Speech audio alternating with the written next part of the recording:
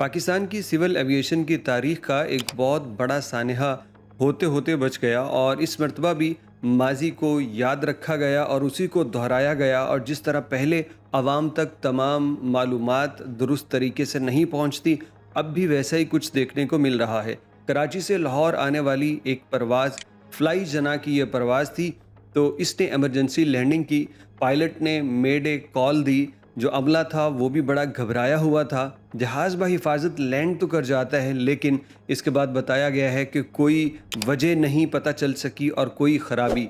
Civil aviation का मौक़िफ़ और है, एयरलाइन कुछ और बता रही है और इसके अंदर सफ़र करने वाले मुसाफिर कुछ और कह रहे हैं। इन तमाम फ़रीक़ैन के मौक़िफ़ आप तक रखेंगे, लेकिन उससे पहले एमरजेंसी लैंडिंग के बाद मुसाफिरों की क्या हालत हुई और किस तरह स्लाइडर से वो कूद के अपनी जानें बचा रहे थे, पहले ये वीडियोज़ देख लीजिए, फिर इस पे हम मज़ीद बात करेंगे। अल्हम्दुलिल्लाह कुछ नहीं हुआ, अल्लाह बचा गया, अल्लाह बचा गया। साहब ये जान में मसला हो गया था, बड़ी मुश्किल से अल्लाह ने जान बचाई हमारी, फिर हम बच गए। हम अंदर जा रहे हैं। कुछ नहीं हुआ, अल्लाह बचा गया। तमाम लोग जानते हैं कि ये फ्लाई जना की एक परवाज़ थी कराची से लाहौर आने वाली, लेकिन आप मीडिया के ऊपर देखेंगे कि तमाम मीडिया, बड़े बड़े channels, platform, social media, main stream media वाले वो इसको निजी एयरलाइन बोल रहे थे। यही गलती, यह हादसा अगर PIA के साथ होता तो तमाम लोग PIA का नाम लेते, लेकिन पता नहीं ये फ्लाई जना का कोई खुसूसी डर है या फिर सारी की सारी वो जो कह लेते दुश्मनी और बुग़्ज़ है वो सिर्फ हुकूमती एयरलाइंस के साथ है या इदारों के साथ। PIA का नाम लो और अगर कोई प्राइवेट एयरलाइन हो तो फिर कहते हैं कि जनाब निजी एयरलाइन। तो मेरा ख्याल है कि मीडिया को अपनी ज़िम्मेदारी अदा करनी चाहिए और इस एयरलाइन का नाम मेंशन करना चाहिए। ये आपने देख लिया किस तरह से इसकी हंगामी लैंडिंग हुई।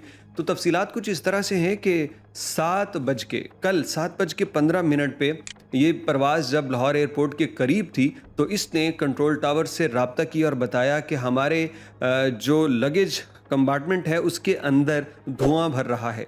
ये पायलट का कहना था।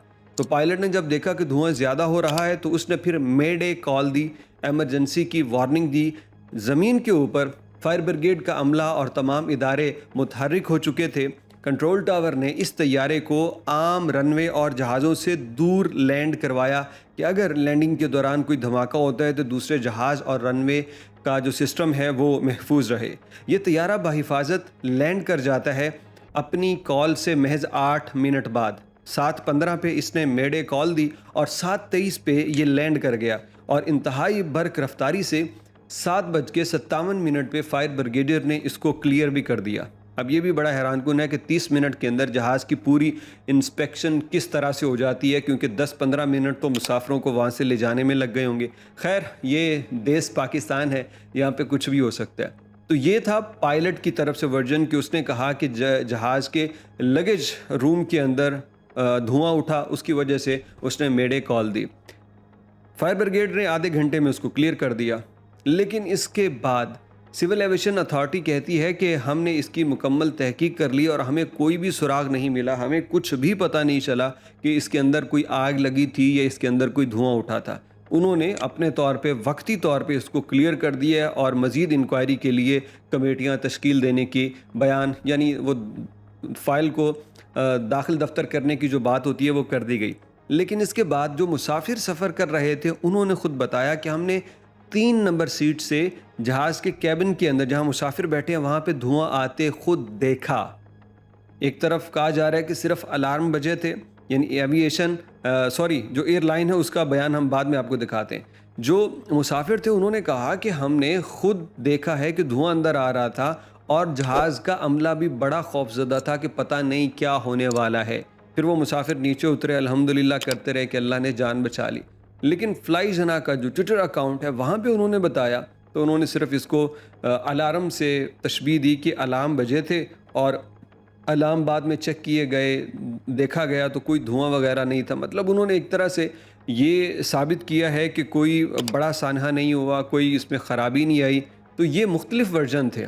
अब सवाल ये है कि जहाज़ के अलार्म बजे क्यों, अगर वहाँ पे कोई धुआं या आग नहीं थी। और अगर धुआं और आग थी तो वो क्यों लगी, किस वजह से, इसका जवाब तो आखिर हुकूमत के इदारों के पास होना चाहिए। क्योंकि जब जहाज़ लैंड किया तो धुएं की कोई बाकियात, कोई निशान आखिर आग से या कोई इस तरह शॉर्ट सर्किट या किसी अमल से लगता है।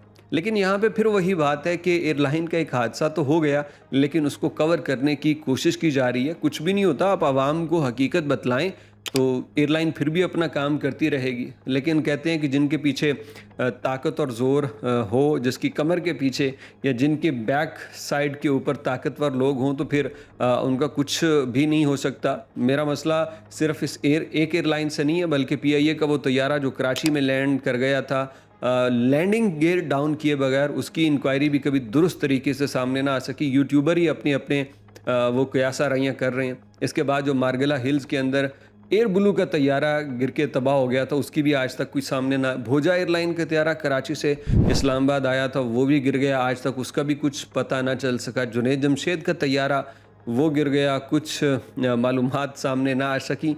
तो शायद ये इसलिए होता है क्योंकि यहाँ पे कुछ लोग ताकतवर हैं जो हर एक इंक्वायरी और हकीकत को छुपा जाते हैं। खैर अल्हम्दुलिल्लाह, शुक्र रब का कि आज जो कल यानी फ्लाई जना की ये हंगामी लैंडिंग हुई है, इसमें किसी की जान नहीं गई। आप इस लैंडिंग के मुतालिक क्या कहते हैं, क्या हो सकता है, क्या छुपाया जा सकता है? कमेंट बॉक्स में अपनी राय ज़रूर दीजिएगा।